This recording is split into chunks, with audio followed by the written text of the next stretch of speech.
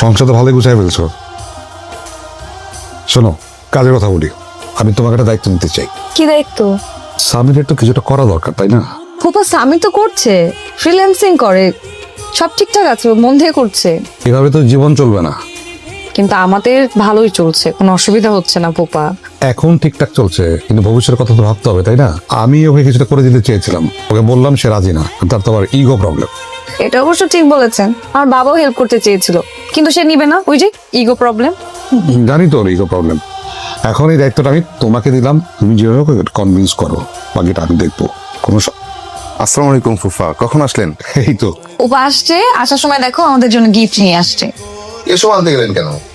আরে ঈদের গিফট, তোমার জন্য পাঞ্জাবি, ওর জন্য শাড়ি। আর এর চেয়ে বেশি কিছু তার ক্ষমতা তো আমার নাই, তাই না? বাবা, মজা করছেন আপনি আমার সাথে?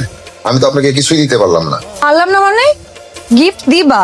আরে কি বলো, ও ছোট বড় কি দিবে? একটা পাঞ্জাবি কিনে দিবে, ব্ল্যাক কালার পাঞ্জাবি কিনে দিবা। আচ্ছা ঠিক আছে, যাও যাও, তুমি খাবার রেডি করো। ফুপা আমি খাবার রেডি করছি, আপনি কিন্তু খেয়ে তারপর যাবেন। আচ্ছা এই ঝামেলা করো না। কোনো কথা শুনতে চান? আমি রেডি করছি, রাখো। কেমন লাগছে? কি? ভালোই। বাড়ির সাথে যোগাযোগ হচ্ছে? ফুফা, আমি এই ফ্যামিলির কেউ না, কারোর সাথে যোগাযোগ করতে চাই না।